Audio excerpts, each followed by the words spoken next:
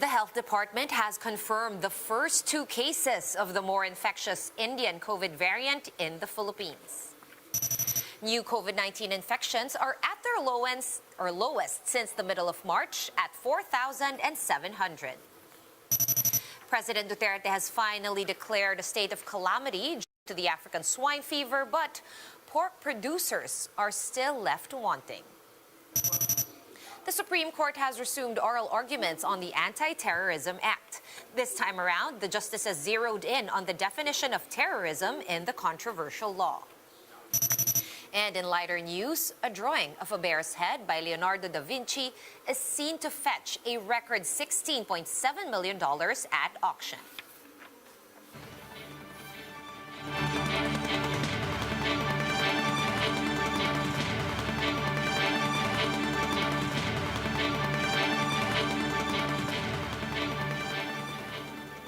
Fast, focused, and fearless. Here's a roundup of stories we're watching now. I'm Sean Yao. Another COVID-19 variant of concern has been detected here in the Philippines. Experts say the B1617 or Indian variant is more likely to escape vaccines. Greg Gregorio with the report. The health department has confirmed the first 2 cases of the more infectious Indian variant in the Philippines. The B1617 variant was detected in 2 sea-based overseas Filipino workers who had no travel history to India. They were part of the sequencing because they were the part of this batch that we sequenced for the returning overseas Filipinos.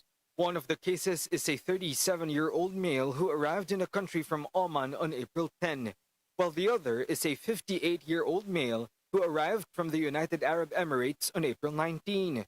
The DOH has clarified that both of them have been tagged as recovered and no longer infectious.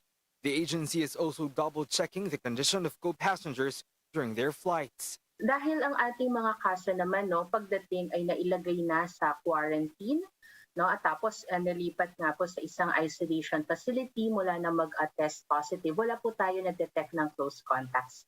Experts noted that the B1617 variant is more transmissible and more likely to be vaccine resistant. The World Health Organization classified it as a variant of concern after it was detected in at least 46 countries. And it's a limited number of patients, suggesting that there is some reduced neutralization.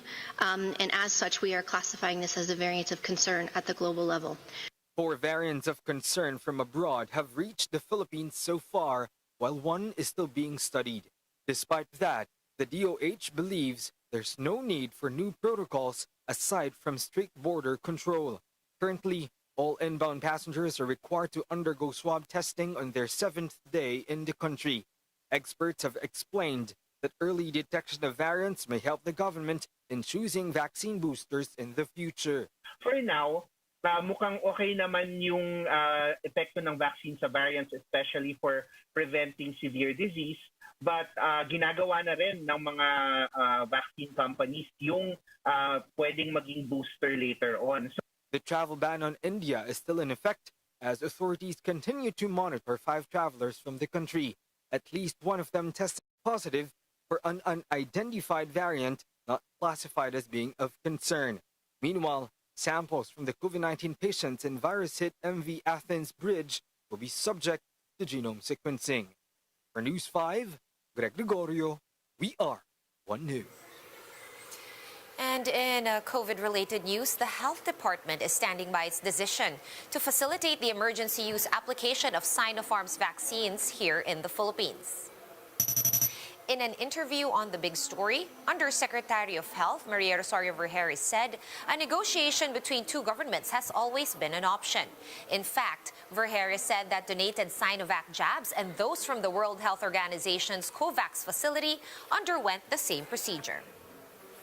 Kailangan nung maintindihan ng ating mga kababayan na dun po sa batas at sa polisiya na meron tayo ngayon, pinapayagan naman po ang gobyerno through the Department of Health na mag-procure, mag-EUA, mag-apply for the Emergency Use Authority. But infectious disease expert and vaccine expert panel member Dr. RONTGENE Solante told the chiefs that the active participation of the manufacturer is important. For one, there may be questions pertaining to the data that are not in the documents, and that's the reason why that it's important that the Sinopharm should also be included in this loop. We'll have more stories after this quick break. Stay with us.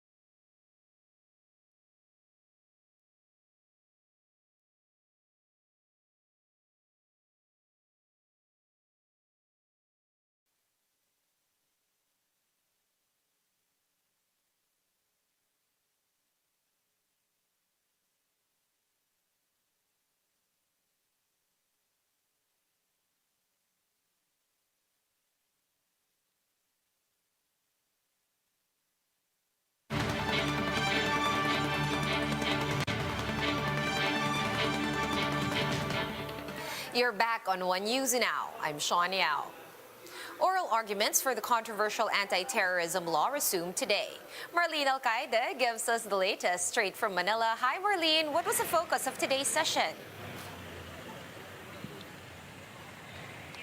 Yes, Sean, one justice pointed out that the definition of terrorism under the anti-terrorism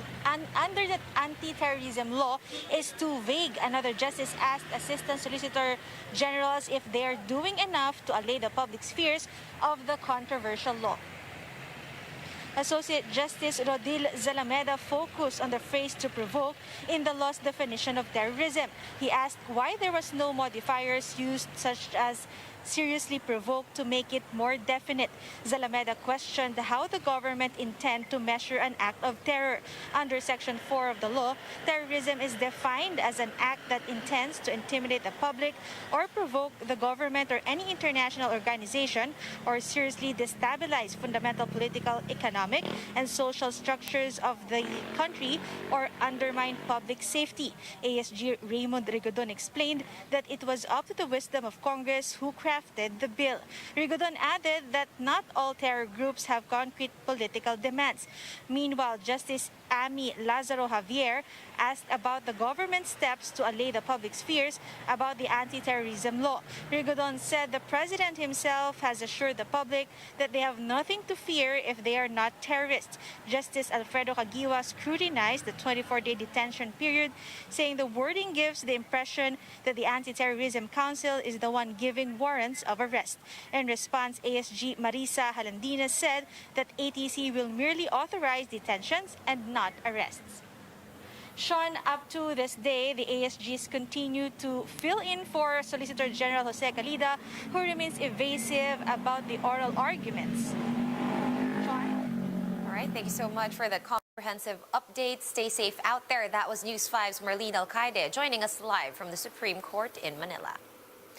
President Duterte has declared a state of calamity due to the African swine fever, but some local hog producers are asking for more. Shaila Francisco with the details. After nearly 2 years, President Duterte has finally placed the entire country under a state of calamity due to the African swine fever outbreak. Proclamation 1143 takes effect immediately and will last for 1 year unless lifted earlier. The Philippine Association of Meat Processors welcomes this, saying that any proposed adjustments in their selling prices won't push through despite more expensive raw materials. For their part, local producers are upset over the non-inclusion of a 10,000 peso indemnity fund for racers whose hogs will be culled due to ASF. Kaya ang purpose ng ating pagiging ng state of calamity, even ng mga senador, ay para mabigyan ng tamang pondo ang pagpigil sa African swine fever at kasama riyan yung indemnification.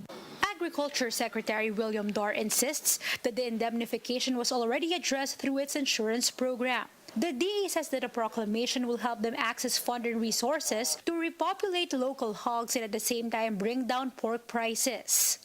There will be more resources. When we say resources, a variety of government assets from farms, equipment, transportation, facilities, as well as manpower and personnel. So maraming tulong-tulong. As for imports, President Duterte has also signed Executive Order 133, increasing the minimum access volume to 254,210 metric tons, as agreed upon by the Senate and the government's economic managers. While local producers are amenable to this, they hope that the government will ensure that the supply will only go to areas experiencing pork shortage. Alam po natin ang Visayas, Mindanao is meron tayong surplus. Baka naman po papasok pa sa Visayas, Mindanao yung mga dumadating na imported at mga parating pa. For now, local producers are calling for the release of the amended Executive Order 128, raising the tariffs on pork imports. Kung yan i-dribble nila at tatagal ng 3 buwan, abay, nagkakalukuhan. Galit na naman nila lahat ang magbababoy. Baka sumama magmamano kay Atty. Insyong. Ay magkaroon ng pig holiday at saka chicken holiday. But the DA said they are not encouraging pork and chicken producers to stage a food holiday and instead they should wait for the amended EO. Shaila Francisco, VR1 News. Here are other stories we're keeping our eyes on. The Caloocan LGU has filed raps against Barangay 171 Chairman Romeo Rivera over a pool party at the Gubat sa Ciudad Resort last weekend. The barangay chairman will be facing charges of gross neglect of duty and conduct prejudicial to the best interest of service after failing to stop the illegal mass gathering. The Philippine Statistics Authority reports that the country's gross domestic product contracted by 4.2% in the first quarter of 2021. This is the 5th straight quarter of negative GDP growth, making it the longest recession since the Marcos era. And the Health Department reported 4,700 new COVID-19 cases on Tuesday. That is the lowest single-day jump since March 17, or almost 2 months. And in lighter news, Leonardo da Vinci's sketch of a bear's head is expected to fetch more than $16.5 million once it's auctioned off in July. The drawing was made on a pink and beige paper and dates back to the early 1480s. Christie's auction house said that it is one of less than 8 surviving Da Vinci drawings that are still in private collections. The price tag for the drawing could beat Leonardo's horse and rider illustration, which was brought for more than $11 million in 2001. For more updates, visit News 5, The Philippine Star, and Business World online. Visit our website, onenews.ph, for more in-depth analysis. You can also catch One News on the Signal Play app. Register for a free account at www.signalplay.com and stream One News live anytime, anywhere. Mask on, wash hands, and stay safe, Philippines. I'm Sean Yao. We are One News.